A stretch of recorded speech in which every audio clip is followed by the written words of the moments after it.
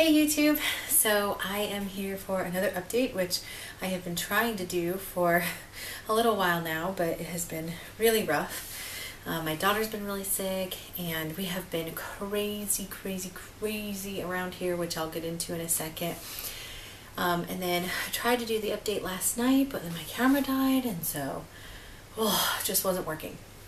At any rate, I am officially 25 weeks and 1 day today.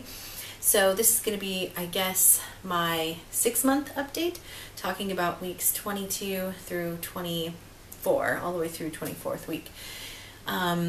Which it's kind of hard for me to do this update because as far as my pregnancy goes, there's not like a lot of symptoms to really talk about at all. Pretty much the same. I will get right into that and say that my heartburn has been super bad. Everything gives me heartburn, and like, just it doesn't matter if I eat spicy food, non-spicy food, if I eat a little, if I eat a lot, if I it just doesn't matter. I get heartburn no matter what. So the peppermint tea still takes care of that just fine, but I get it all of the time. All of the time. I almost always have heartburn. I'm surprised I don't have it right this second as I'm making this video, although I did have it a little while before I had my peppermint tea.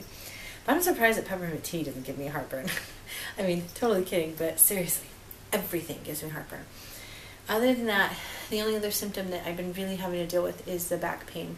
Still just a lot of back pain in my lower back and in my hip joints, like on my back.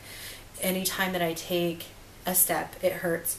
Or if I have to put more weight on one foot than the other, like say if I'm taking a step down the stairs or getting up out of bed, or I don't know, anything like that. Super painful and really hard to deal with when you have a toddler, especially a toddler who is sick. So that's pretty much it for symptoms, and I'll kind of move into what's been happening with us. So my daughter has been sick the past about week and a half to 2 weeks. Just got a really bad head/chest cold, and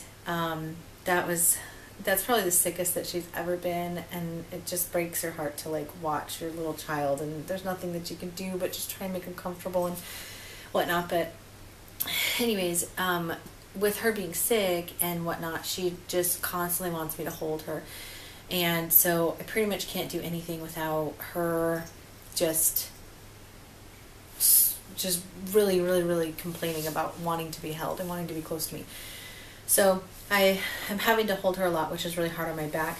I had tried for a while to put her in the ergo carrier, which we have, but I've gotten to the point now to where my belly is big enough to where my back is arched, and so I already have that much weight in the front, so then to carry her in the front of me in the ergo carrier just is too much weight, and I can't do it for very long. I can't wear her on my back in the ergo carrier because the band goes right along my stomach and it's just too uncomfortable. I can try and wear it like below my belly, but then where it's positioned, it's not comfortable. So that has been really hard on my back to be dealing with this super fussy and just miserable 2-year-old. So that has been, something that's really taken a lot of energy out of me to deal with that, the back pain and the fussy daughter all at the same time. The other part of the reason why things have been such a fiasco around here is because with my husband's knee injury, he can no longer complete the orders that we have here because he's supposed to technically be on a ship, but the doctor said that he can't be on a ship for another year because of his knee healing. So we are required to get orders to a station that requires him to not be on a ship, putting it in layman's terms. And the orders that were available for him were for us to go to England. It was very short notice orders. We were supposed to be leaving the whole process would have been like a month that we would have to leave. And so we started that process and ran into a lot of problems with that. I'm not going to go into a lot of detail about it because for one, it's just stupid, and for two, with the military and whatnot, I really don't want to put it all out there publicly.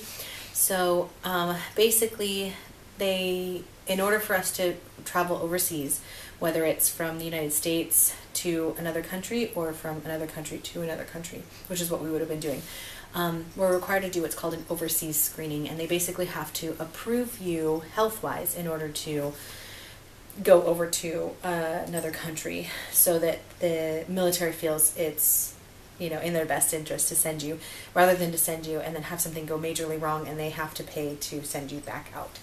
So with that said, in order to travel overseas, they said that our daughter needed to be vaccinated, which she is not. My daughter is unvaccinated. That's something that we chose before she was born. And in order for us to get here, we had to have the same approval, which we were approved for. And so they said that we were going to be denied because that was a requirement. And I'm just not even going to get into the specifics about it. Long story short, without a lot of details, they denied us approval to go over there. And so we basically have like half of our house packed, ready to go, or at least ready for the movers to come and pack us out. And the other half is like mid-move. And it's just crazy. I'm actually sitting in the spot right now where our couches used to be, because we have been wanting to get new couches for a while, and so we took this opportunity of us moving to get rid of our other couches so that we could, once we moved to our new place, just buy new couches then. And so now we have no couches. So it's just been really crazy and frustrating, and something that doesn't make a lot of sense. Like, there's no logic behind it, and it's just annoying and very frustrating. But it's just something that we have been having to deal with, and it has been really stressful on us. My husband has been really great, and I think he's actually been doing the stressing for both of us, because I've been really trying not to stress about it, and he's also the one that can actually be doing anything about it. So a lot of the pressure and stress has been put on him.